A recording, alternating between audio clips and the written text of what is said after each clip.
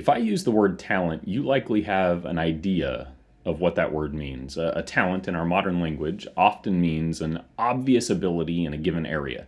That person is a talented artist, we might say, or we describe someone as being a talented business person, musician, teacher, gardener. It doesn't really seem to matter what a person is doing. If they do it consistently well, we recognize that they have a talent for that thing. Now, sometimes the word talent is used to dismiss a person's abilities as inherent or unearned, a giftedness that they didn't have to work for. We hear it when someone says, I could do that if I was born with their talent. And that final idea is inconsistent with the origins of the word, though. A talent was historically a measurement of weight that then became associated with a specific sum of money, specifically an amount of money that was earned. If you've read the New Testament much, you've run across the use of the word, but I have a question for you. Do you know what the value of a talent was? Now, there are varying estimates of the exact value, but a consistent statement I've run across is that a talent would be roughly equal to 20 years worth of wages for manual labor. A rough estimate would be somewhere around $400,000 if we tried to scale pay from the time of Jesus' 3-year ministry to a similar income today. That's a lot of money. Now, I want you to listen to this next story with that as context. Then Peter came up and said to the Lord, "How often will my brother sin against me and I forgive him? As many as 7 times?" Jesus said to him, "I do not say to you 7 times, but 77 times. Therefore, the kingdom of heaven may be compared to a king who wished to settle accounts with his servants. When he began to settle, one was brought to him who owed him 10,000 talents. And since he could not pay, his master ordered him to be sold with his wife and children and all that he had, and payment be made. So the servant fell on his knees, imploring him, 'Have patience with me, and I will pay everything.' And out of pity for him, the master of that servant released him and forgave him the debt. But when that same servant went out, he found one of his fellow servants who owed him 100 denarii. And seizing him, he began to choke him, saying, 'Pay what you owe.' So his fellow servant fell down and pleaded with him, 'Have patience with me, and I will pay you.' He refused, and went and put him in prison until he should pay the debt. When his fellow servants saw what had taken place, they were greatly distressed, and they went and reported to their master all that had taken place.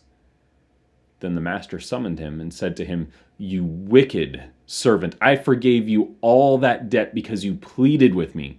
And should not you have had mercy on your fellow servant as I had mercy on you?' And in his anger, his master delivered him to the jailers until he should pay all his debt. So also my Father in heaven will do to every one of you if you do not forgive your brother from your heart."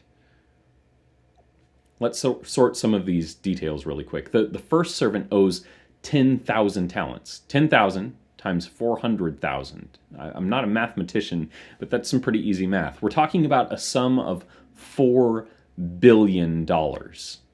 Yes, there's rounding of all the figures. Yes, there's some imprecision going on here because of inflation and differences in cost of living.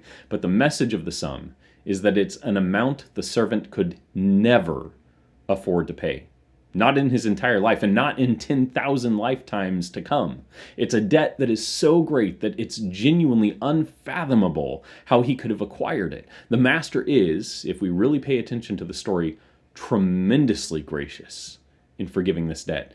Almost recklessly gracious. Notice that he doesn't even require a token payment. Just forgives it outright. This forgiven servant is owed 100 denarii by another servant. 100 denarii is not an insubstantial amount of money. In modern terms, we're talking about somewhere around $5,000. It's a good bit of change. But Jesus is specific in the two sums of money because he wants us to see the difference between 4 billion and 5,000. In fact, what the second servant owes is like 0.000000125% of the total amount that the first has just been given. And the master is enraged at the unwillingness to forgive on the part of the first servant.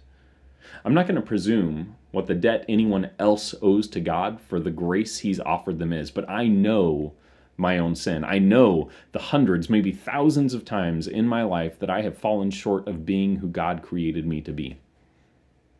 The clear message of the gospel is that in Jesus, through baptism into his death, burial, and resurrection, and new life, I am forgiven that unbearable load of debt.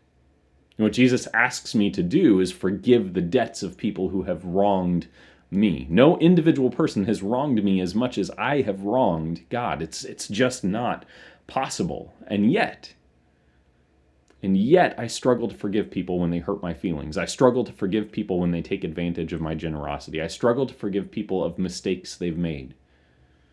God is calling me today to forgive the ways in which people have wronged me, because the debt they owe me will never amount to the debt I owe him. I love you. And today I encourage you to forgive others, not because your forgiveness is earned. People don't earn forgiveness. In fact, that isn't forgiveness at all. Forgiveness is given, not earned. Then, as you forgive others, as you experience the process from the side of the forgiver, remember what God has promised you. He has promised you the unsaddling of the greatest debt you could owe, your very life.